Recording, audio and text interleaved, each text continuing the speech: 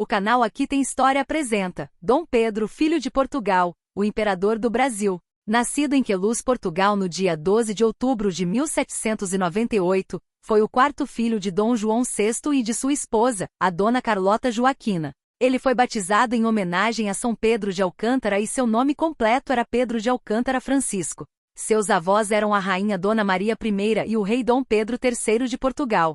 Pedro era o segundo filho menino mais velho de Dom João e Carlota Joaquina, o quarto filho no geral. Em 1801, após a morte de seu irmão mais velho Dom Francisco Antônio, Dom Pedro I se torna herdeiro do trono Brasil-Portugal. No final de novembro de 1807, o exército francês do imperador Napoleão Bonaparte invadiu Portugal e toda a família real portuguesa fugiu de Lisboa. Durante a viagem para o Brasil, Pedro leu Eneida de Virgílio e conversou com vários membros da tripulação de seu navio, aprendendo noções de navegação. No Brasil, estabeleceram-se junto com seu pai no Paço de São Cristóvão. Pedro amava o pai, apesar de nunca ter sido íntimo dele. Ressentindo a constante humilhação que Dom João sofria nas mãos de Carlota Joaquina por causa dos casos extraconjugais dela, Pedro abertamente chamava sua mãe de vadia, e sentia por ela nada além de desprezo. A estabilidade de sua infância vinha da presença de sua madrinha Maria Genoveva do Rego e Matos,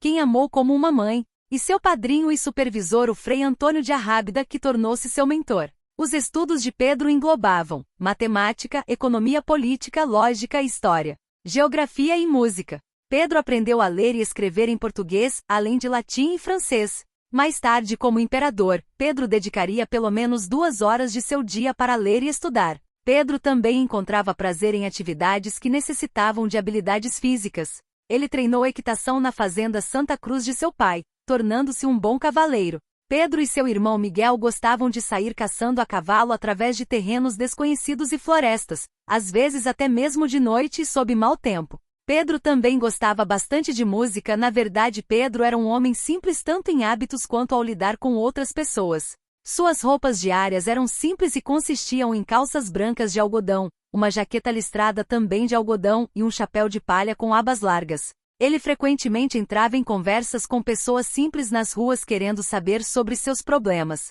Pedro raramente bebia álcool, porém era um mulherengo incorrigível. Seu primeiro caso duradouro conhecido foi com uma dançarina francesa chamada Noémie Thierry, que teve uma criança natimorta dele. Seu pai, que em 1816 tornou-se rei João VI com a morte de Maria I, enviou Thierry para longe a fim que ela não ameaçasse o noivado de Pedro com a arquiduquesa Leopoldina da Áustria, filha do imperador Francisco I da Áustria. Pedro e Leopoldina casaram-se por procuração no dia 13 de maio de 1817, com ela assumindo o nome de Maria Leopoldina.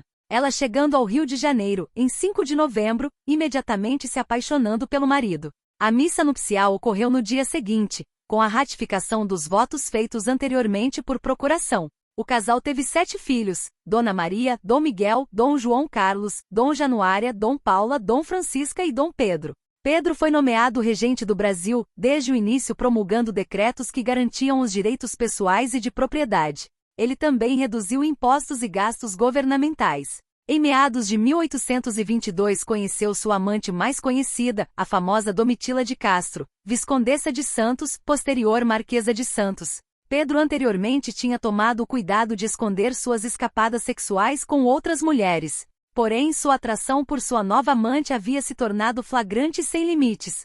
Enquanto sua esposa precisava aguentar as desfeitas e ser o assunto de fofocas nas ruas do Império, o imperador cada vez mais passou a ser rude e agressivo com Maria Leopoldina, deixando-a com pouco dinheiro, proibindo-a de deixar o palácio e forçando-a a aturar a presença de Domitila como sua dama de companhia. Enquanto isso, a amante aproveitou a oportunidade para avançar seus interesses e também os de sua família e amigos.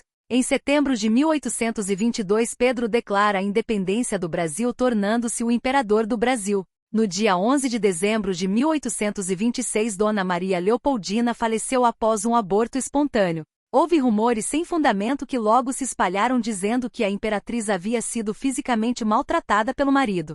Após a morte de Dona Leopoldina, a relação de Dom Pedro com Domitila começando a ruir, ele percebeu, depois da morte da esposa, como a havia tratado miseravelmente.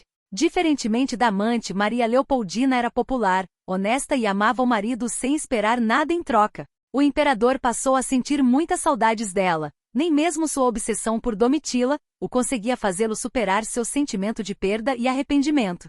Um dia a amante o encontrou chorando no chão abraçado a um retrato de Maria Leopoldina, cujo fantasma infeliz Pedro afirmou ter visto. Pedro lamentava que o pensamento da imperatriz não o deixava. Ele não se esqueceu de seus filhos, os quais ficaram órfãos de mãe, sempre dizia a seu filho Pedro: "Pobre menino, és o príncipe mais infeliz do mundo." Domitila acabou deixando o Rio de Janeiro em 27 de junho de 1828 após insistências do imperador. No dia 2 de agosto de 1828, Pedro casa-se por procuração com a princesa Amélia de Leuchtenberger, filha de Eugênio de Beauharnais, duque de Leuchtenberger, e da princesa Augusta da Baviera. O imperador ficou impressionado por sua beleza ao conhecê-la pessoalmente. Os votos realizados por procuração foram ratificados em 17 de outubro em uma missa nupcial. Amélia era bondosa e amorosa com os filhos dele e providenciou um necessitado sentimento de normalidade tanto para a família imperial quanto para o público em geral. A promessa de Pedro feita após o banimento de Domitila para alterar seu comportamento acabou mostrando ser sincera. Ele nunca mais teve quaisquer casos e manteve-se fiel à nova esposa. Pedro respeitava a Constituição apesar de suas falhas como governante. Ele nunca interferiu nas eleições ou participou de fraudes eleitorais. Recusou-se a assinar atos ratificados pelo governo ou impor restrições na liberdade de expressão. Outra fonte de críticas eram as visões abolicionistas de Dom Pedro I. O imperador tinha começado um processo gradual para eliminar a escravidão no país. Entretanto, o poder constitucional para promulgar legislações estava nas mãos do parlamento, que era dominado por donos de terras escravagistas e que assim poderiam frustrar quaisquer tentativas de abolição. Pedro optou por tentar a persuasão através do exemplo moral, estabelecendo sua fazenda Santa Cruz como um modelo ao conceder terras aos seus escravos libertos. Pedro não gostava dos títulos divinos atribuídos à nobreza e a sua resposta para a superioridade de sangue dos nobres foi: "Ofende-me ver os meus semelhantes dando ao homem tributos apropriados à divindade. Eu sei que o meu sangue é da mesma cor que o dos negros." No dia 7 de abril de 1831 ele abdica do trono brasileiro. Para saber como termina a vida de Dom Pedro, veja o episódio A Guerra de Dois Irmãos e a Morte de Dom Pedro. O canal Aqui Tem História agradece sua audiência, solicita seu joinha, inscreva-se no canal. Achou esse conteúdo interessante? Compartilhe e deixe o seu comentário sobre o assunto. Quer ficar um pouco mais conosco? Clique em um dos cards que aparecem em sua tela e até breve. Quem ama sua pátria conhece sua história.